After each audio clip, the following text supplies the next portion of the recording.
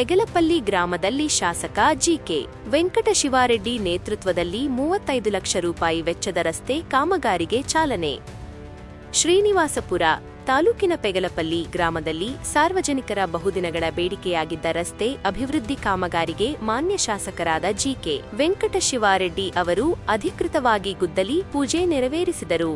ಸುಮಾರು 35 ಲಕ್ಷ ರೂಪಾಯಿ ಅನುದಾನದಲ್ಲಿ ಈ ರಸ್ತೆ ನಿರ್ಮಾಣ ಕಾರ್ಯ ನಡೆಯಲಿದ್ದು, ಗ್ರಾಮಸ್ಥರ ಸಮ್ಮುಖದಲ್ಲಿ ಕಾರ್ಯಕ್ರಮ ಅತ್ಯಂತ ಯಶಸ್ವಿಯಾಗಿ ನೆರವೇರಿತು. ಕಾರ್ಯಕ್ರಮದ ಪ್ರಮುಖ ಗಣ್ಯರು ಈ ಸಂದರ್ಭದಲ್ಲಿ ಶಾಸಕರೊಂದಿಗೆ ತಾಲೂಕಿನ ಪ್ರಮುಖ ಮುಖಂಡರು ಭಾಗವಹಿಸಿ ಕಾಮಗಾರಿಗೆ ಚಾಲನೆ ನೀಡಿದರು. ತೂಪಲ್ಲಿ ನಾರಾಯಣಸ್ವಾಮಿ ಮಾಜಿ ಜಿಲ್ಲಾ ಪಂಚಾಯಿತಿ ಅಧ್ಯಕ್ಷರು, ಎಸ್ಎನ್ಆರ್ ಪ್ರಭಾಕರ್ ಬಾಬುರೆಡ್ಡಿ ಹಿರಿಯ ಮುಖಂಡರು, ರಘುನಾಥ್ ಸಕ್ರಿಯ ಮುಖಂಡರು ಉಪಸ್ಥಿತರಿದ್ದ ಗ್ರಾಮದ ಪ್ರಮುಖರು.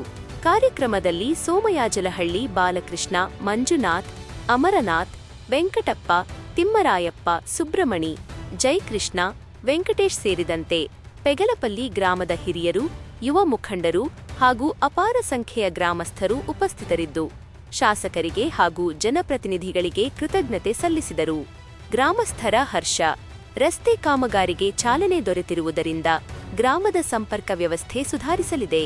ಶಾಸಕರ ಶ್ರಮ ಹಾಗೂ ಮುಖಂಡರ ಸಹಭಾಗಿತ್ವದಿಂದ ಈ ಕೆಲಸ ಕೈಗೂಡಿದೆ ಎಂದು ಗ್ರಾಮದ ಹಿರಿಯರು ಸಂತಸ ವ್ಯಕ್ತಪಡಿಸಿದರು.